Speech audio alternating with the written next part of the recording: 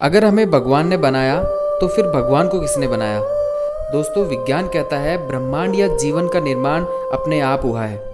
मतलब अगर विज्ञान की माने जाए तो इस ब्रह्मांड के निर्माण में भगवान की कोई भूमिका नहीं है। असल में भगवान है या नहीं एक ऐसी बहस है जिसका कोई अंत नहीं है।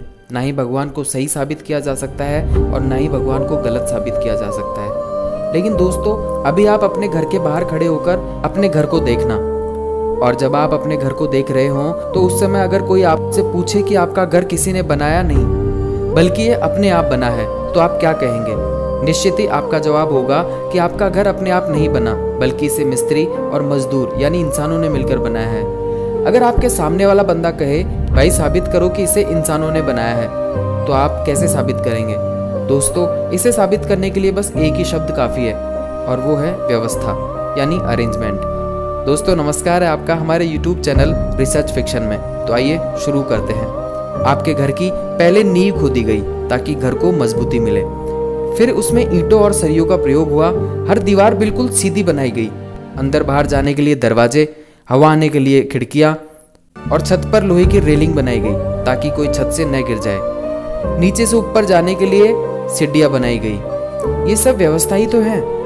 अगर आपका घर अपने आप बनता तो निश्चित ही इतना व्यवस्थित नहीं होता, क्योंकि व्यवस्थाएं अपने आप नहीं बनती। अब दोस्तों, बात करते हैं प्रकृति की। तो आप अपने चारों तरफ देखिए, क्या आपको व्यवस्थाएं नहीं दिखती?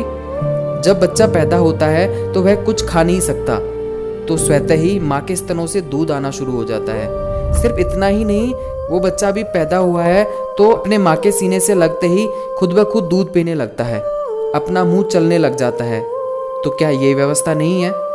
हम ऑक्सीजन लेकर कार्बन डाइऑक्साइड छोड़ते हैं, वहीं पेड़ कार्बन डाइऑक्साइड लेकर ऑक्सीजन हमें देते हैं।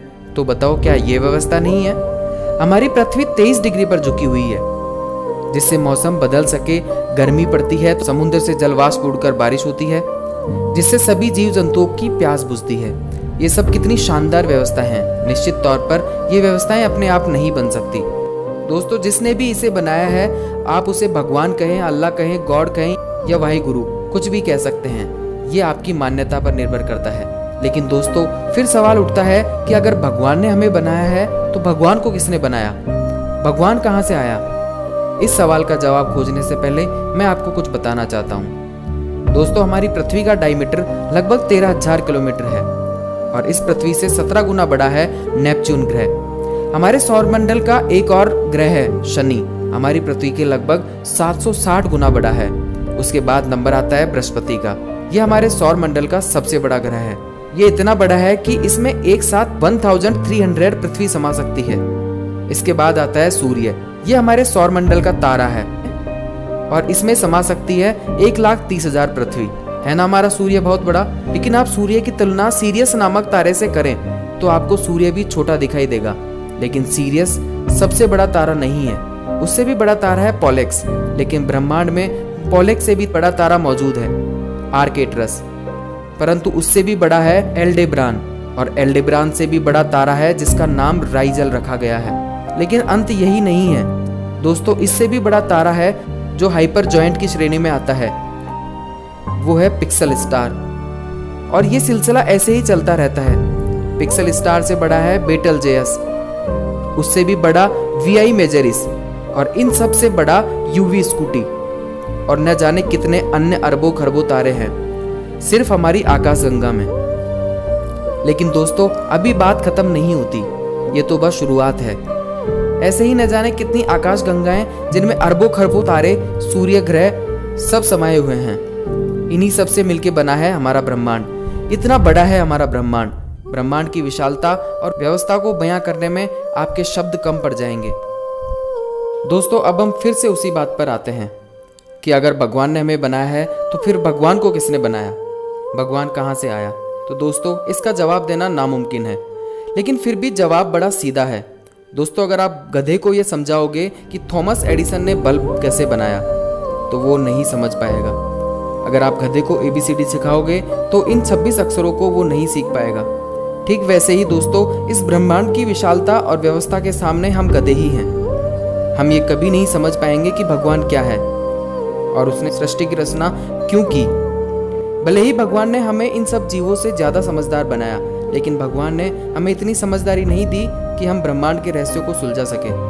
खुद को गधा कहलवाने पर बुरा मत मानना दोस्तों, पर सच कहूँ तो मुझे तो ऐसा ही लगता है कि हम गधे से ज़्यादा गए गुजरे हैं, क्योंकि हम भगवान को लेकर आपस में लड़ते रहते हैं। हर धर्म के लोग कहते हैं कि मैं अपने धर्म की रक्षा कर रहा हूँ, अपने भगवान की रक्षा कर रहा हूँ। अरे भाई, तू उसकी रक्षा कर रहा है जिसने ये विशाल ब्रह्मांड बनाया। अरे भाई, इस सृष्टि में तेरी हैसियत ही क्या है? एक कीटाणु है तू, एक कीटाणु। तुझे क्या लगता है जो पल भर में तुझे खाक में मिला सकता है उसे तेरी रक्षा की जरूरत है? कोई अनाथ आश्रम बना लो भाई, बेसहारा बच्चों को सहारा मिल जाएगा और तुम्हारी लड़ाई भी खत्म हो जाएगी। मुस्लिम हिंदुओं को काफिर बोलते हैं और हज पर चले जाते हैं। हिंदू अल्लाह को कोसते हैं और कावड़ लेने चले जाते हैं। हद है यार, मतलब हद है। तुम उसी की पूजा करते हो और उसी की फरियाद करते हो और उसे ही गालियां देते हो।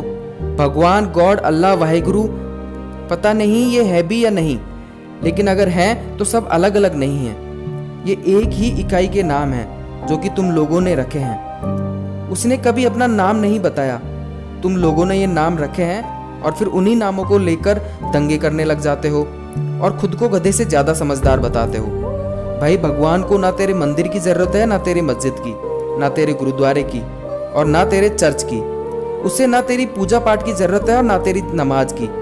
उसे ना तेरी चादर की जरूरत है और ना तेरे चढ़ावे की। उसी की बनाई गंगा का जल तू उसी पर छिड़कता है, उसी की बनाई प्रकृति से फूल तोड़कर तू उसी पर चढ़ाता है और सोचता है कि अब भगवान खुश हो जाएगा। नहीं भाई, नहीं होगा, बिल्कुल नहीं होगा। वो खुश तब होगा जब तू भगवान की पूजा करके उसी के बनाए मुसलमानों को नहीं कोसेगा, या तू नमाज अदा करके उसी के बनाए हिंदुओं को नहीं कोसेगा। तू हिंदुओं से भी प्यार और सम्मान देगा और मुसलमानों को भी, जब जाके वो खुश होगा। तू उसके हर माने जाने वाले स्वरूप के सामने सर झुकाएगा, फिर चाहे वो स्वरूप अल्लाह का हो, चाहे भगवान का हो, चाहे गुरुद्वारे का हो या चाहे गॉड का हो, क्योंकि भले ही वो स्वरूप इंसानों की कल्पना हो, लेकिन है तो उस परमात्मा को याद करने का जरिया ही। दोस्तों, जो धर्म के ठेकेदार बने बैठे हैं और मजहब के नाम पर दंगा करते हैं, अगर मेरे इस वीडियो से उनमें से एक का भी हृदय परिवर्तन हो जाए तो मैं समझूंगा कि मेरी मेहनत सफल हो गई। भाइयों, अब भी समझ जाओ, अभी भी मौका है, नहीं तो ये सर्वमान्य सत्य है कि जिसके नाम पर तुम झगड़ा करते हो, एक दिन जाना तो आखिर उसी के पास है। कैसे जाओगे उसके पास? कौन से मुंह से जाओगे उसके पास? याद रखना मेरे भाइयों, उसकी लाठी की आवाज़ नहीं आती। तो दोस्तों, कैसी लगी आपको ये वीडियो? अगर आपको पसंद आई हो तो आप प्लीज़ इस वीडियो को लाइक और शेयर करें और साथ ही हमारे चैनल को सब्सक्राइब भी कर दें।